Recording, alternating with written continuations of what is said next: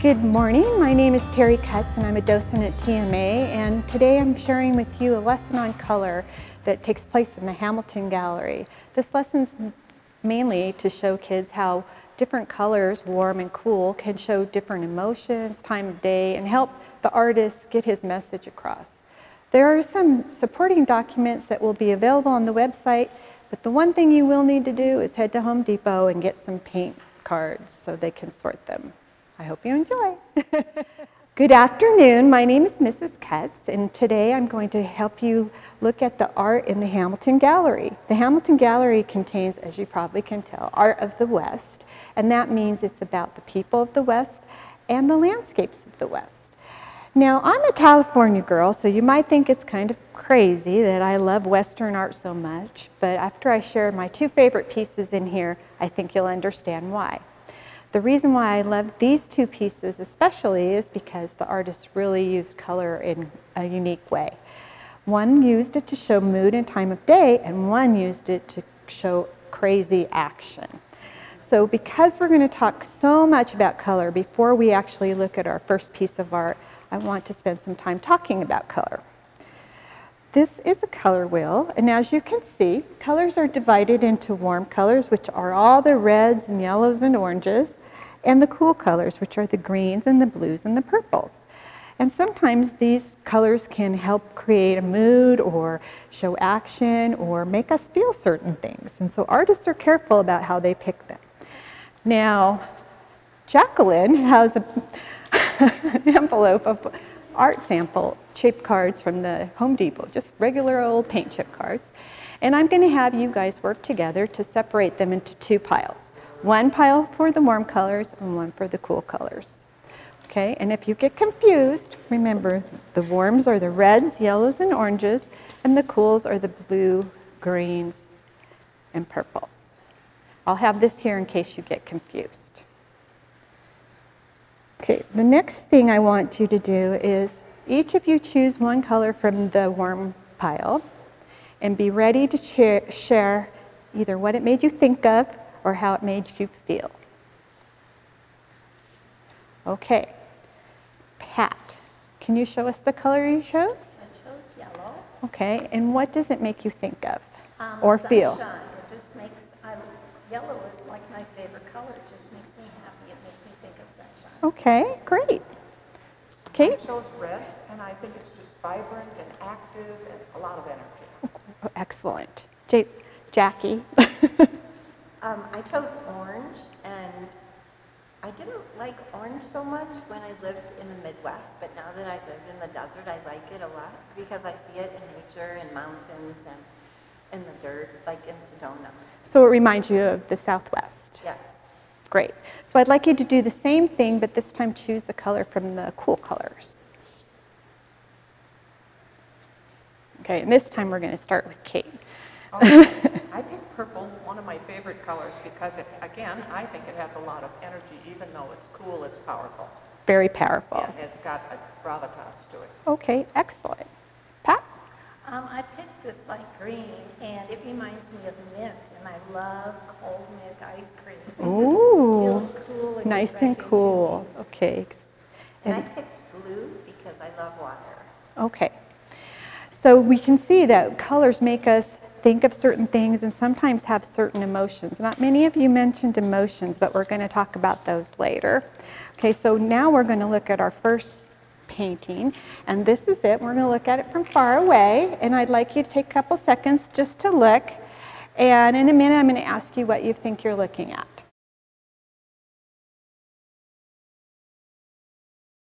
Okay, Kate, what do you think you're looking at? Well, I think I'm looking at cattle.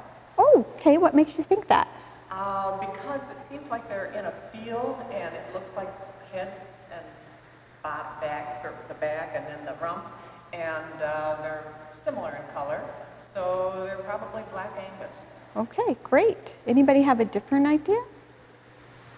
I think they kind of look like buffalo, but it looks to me like somebody, it reminds me of when I did finger painting, because it looks to me like somebody's just drug their fingers. Okay, so through it's some really of it. messy. Yes. Okay, you're noticing it's really messy, but it might be done with fingers, and you think it might be buffalo.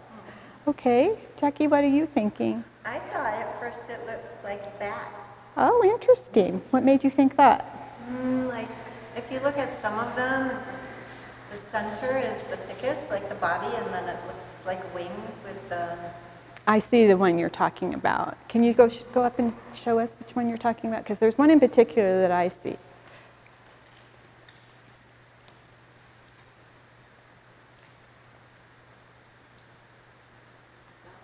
Oh, okay. Does anybody else see bat now that she said that? Okay, great. Well, this is a painting done by an artist named Theodore Waddell, and he's an artist that is an abstract expressionist, and that means that he's not interested in painting things as they look. And so a lot of times with abstract expressionists, things are going to look really messy, and we're not going to understand what's going on until we take some time to look at the shapes and the lines, and then the image might pop out at us. So we're going to spend more time looking at it, and to do that we're going to take a close-up look. So let's move up closer. This time we're going to take a closer look at his painting, and I want you just to be thinking about the colors. And I want you to count in your head how many colors that you see. And in a minute I'm going to have you hold up your fingers to show me how many you saw. For now, just count them in your head. Don't raise your fingers.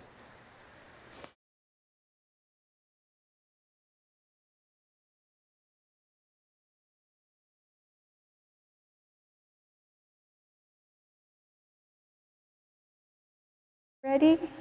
Okay, hold up your fingers. How many colors did you see? Ooh, so I see 5, 8, and 7. Okay, Kate, since you had the most, can you name off the colors that you saw? Well, I saw pink at the top, Mm-hmm. and then I felt like it was black way at the side, Mm-hmm. here on the lower left. Then I saw a green as you got down near the bottom. Right in And here. then I saw gray way at the bottom. Mm-hmm. And then I saw blue as we went up more toward the top. There was some blue. Mm-hmm. And I saw purple. And I think that was right at the top. And I don't know if that's 8 or not, but there's a lot of different There's a lot of different colors. It's really surprising once you get up close, isn't it? Would you say that the colors overall feel warm or cool to you? cool. Overall, he's used a lot of different cool colors. Well, that makes sense because this is a painting of snow. Okay, but we're going to look at, I've taken a picture of this really blown up now, and I'm going to have one of these cards passed out to you, and I want you to look at it. And the question that you're going to be thinking about as you look at this is, why, if that's snow, why didn't he just paint it white?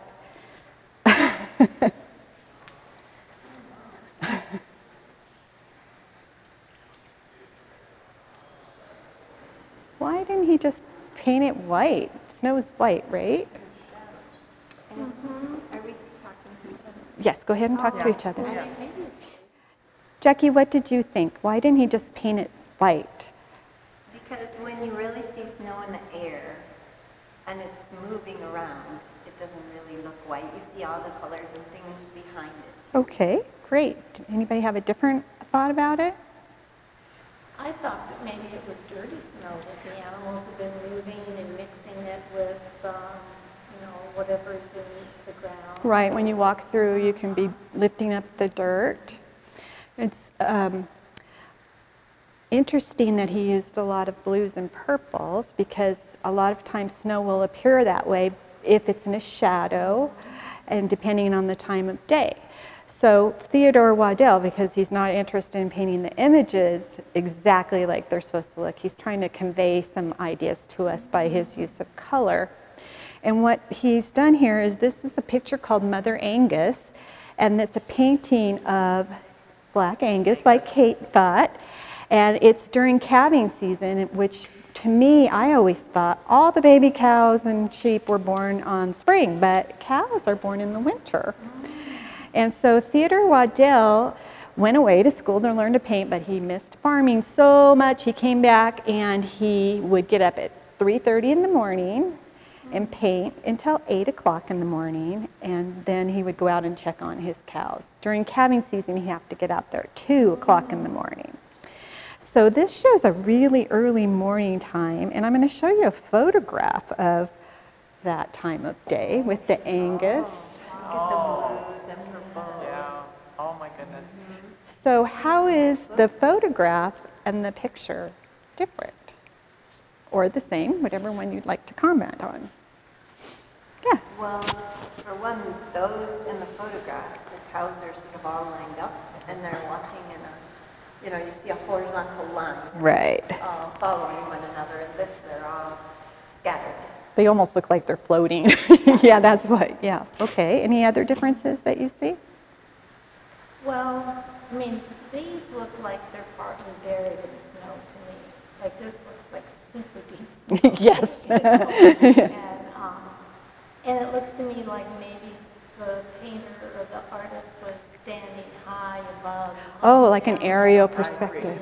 Okay. Yeah, because there's no horizon line with the sky in the painting. Right. So that would make sense that he might be up on a hill of some sort. Okay, what do you see as the similarities? Well, similar colors. Yes. And kind of shapes a bit. If we reduce the cows to just shapes, they would look a lot like that.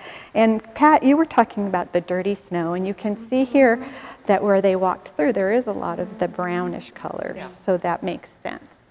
Okay, so Theodore Waddell chose his colors really carefully because he was trying to share with us a time of day, early morning, a time of year, winter, and I think he was trying to show a mood. So I'm going to say some words, and if you think that this picture brings that emotion up for you, you're going to put your thumb up.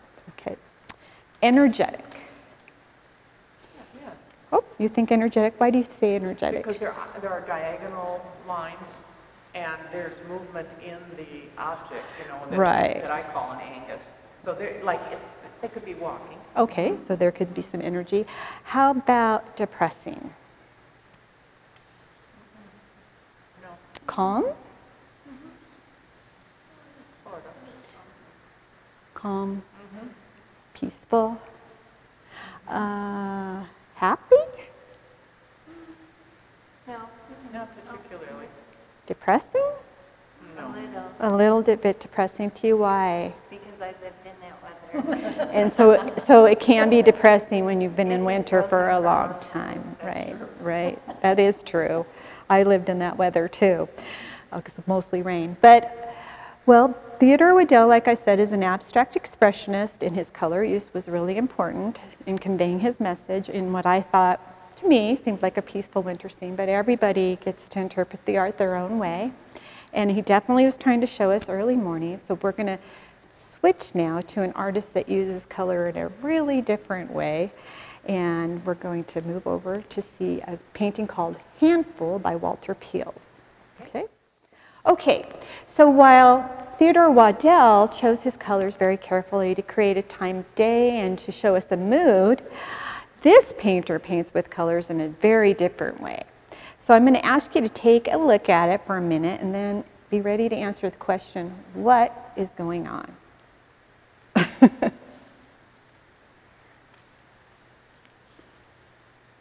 Anybody ready? There's lots of action. There's a lot of action, okay. You can see the hand up there. Oh, so right here we can see a shadowing kind of the And hand. look at his knees are up above the horse's back. Oh, so what does that tell us? Maybe Getting a good ride. he's getting a good Or ride. he's gonna get bucked off. He's going to get bucked off. Yeah. Anything else? The horse's eye is like looking right at me. How do you think the horse is feeling here? He looks terrified. Terrified. Okay. And his body's arched, you know. Arched. Yeah, like he's maybe jumping up in the air almost. His feet do look like they've left the ground almost, don't they? And lots of jagged lines. Lots and lots of jagged lines. We're going to talk all about those. Okay, so what color do you notice the most in this painting? Because before we were looking for a very cool color, lots of very cool colors. What color do you find most noticeable in this painting? Orange. Lots of orange and But orange and turquoise stick out to me. And they contrast each other, and they're on the opposite side of the color wheel, and artists do that a lot to make things pop out more. They'll put things that are on the opposite side next to each other. Okay, so overall, what would you say the colors in this painting make you feel? Energetic, Excited. excited, a lot of motion. Right. And he's also an abstract expressionist like Theodore Waddell, though we can tell a little bit more easily what he's painting. But he is conveying a lot of his message through color in this. Now his horse has a lot of teal and blue in it. And we talked about how he used that as a contrast. But what emotions do the colors blue bring up for you? When you think of blue, what emotion do you think of? Peaceful? Okay. The sky or the water. Okay. Have you ever heard this saying, I'm feeling kind of blue? Okay, what does that mean when you say you're feeling kind of blue? Sad. So do you think maybe he painted the horses in the cool blues to maybe make us think that he's feeling a little sad, that he has this guy on his back and won't get off? Okay. What else do you notice about how he created motion? Because that's his goal here. He grew up around the rodeo. His dad was a rodeo producer, and he mostly paints things having to do with Americana and rodeo. And he wants to show action. So he's used some tricks, the colors. We've talked about this. What else do you see? Yes.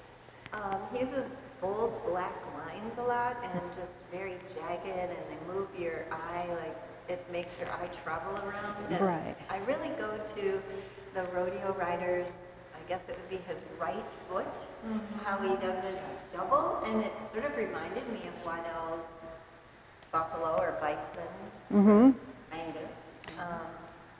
You know, because you can't tell where the real leg is. Right. Yeah, the shadow or the movement of it is. This part right here, you're just, where's the real one? Okay. It's almost like two frames of a picture overlaid on top of one another, so you get That- that feeling from motion. Yeah, It is like a flip book, and a lot of artists use, well, not a lot, but some artists have used that technique all the way back to olden times, because it comes from a guy named Frederick Myberg, who took photographs of horses, strangely enough, trying to prove that all four of their feet were never off the ground when they ran. And so he took a sequence of them, and that's what they're doing, is like a sequence of where the hand is. Okay, so You know, in the white, the way he uses white in an arc, and my eye just keeps following that white arc back and forth. so there's kind of making a triangle with the color to lead your eye around. What do you notice about the brush strokes? They're bold, yeah. Yes, they're.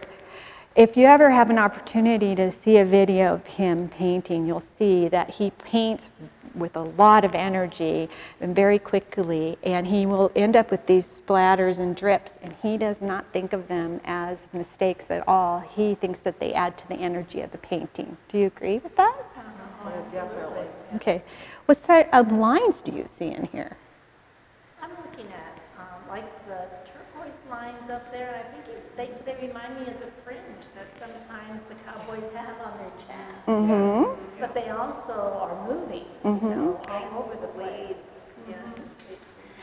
Do you notice any diagonal lines in here? Because Shirt. lots of diagonals here. And those are complementary colors too, I remember. Right, they're right next, directly across this color wheel from each other. We have diagonals in the horse's legs. With the legs. Do you see any other ones? We maybe can think of this as a diagonal. I mean, to me, it's almost all diagonal. The only like horizontal or the vertical I see is like the saddle strap right in the middle. Yeah. But I mean, almost everything to me seems Right. like it's a diagonal. And diagonals in art are used to show action. So Walter Peel used lots of things to show action. He uses warm colors. He used energetic brush strokes. He used this shadowing motion, and he used tons of diagonals because that was his goal. He mostly likes the color because he says color shows action and rodeos are all about action. That's a direct quote from him. I want to show you a couple more paintings that he did where he's contrasted the warm and the cool. Oh boy. Those are even more abstract. Yeah. Now, what's this one? I have a hard time making that out. I mean, here's another rider. This is a horse and rider as well. There's a, Oh, I Yep. see. Okay, yeah. Yeah. Wow. Wow, it's neat. okay, I'm going to show you one more painting by him where he does something completely different, I think. How are the colors he used in here different than the colors he used in there? Mostly cool. Mostly cool colors. Most blues, reds. And not as anywhere near as much movement. So do you think he was trying to show movement in here? No, calm. Calm. The only place you kind of can see some movement is if you look at the horse's head, and that's the only thing that was moving in this picture. So you can see that color can convey a really important idea or emotion. And those bright colors definitely say energy. So we've seen two artists, one that chose lots and lots of warm, cool colors to show time of day and to create a mood of kind of calm or serenity. And then we see this guy who used lots of warm colors to show energy and excitement. I want to ask you which one looks like the West most to you since we're in the Western Gallery. This one. To you, this one, why is that? Because I just remember watching cowboy movies. And so for you, the West is bucking broncos Yes. and not so much cows out in the snow, because you maybe could see those somewhere else. Okay, maybe. And this is the same for you? It's absolutely the same for me, yeah. Okay, and how about you, Pat? Yeah, and well, I see the hat and I see the horse. Right, there's a lot of other Western things in here. Okay, well, thank you so much for coming to the Hamilton Gallery and exploring my two favorite pieces of art here. And I think that maybe now you'll understand why I like them so much.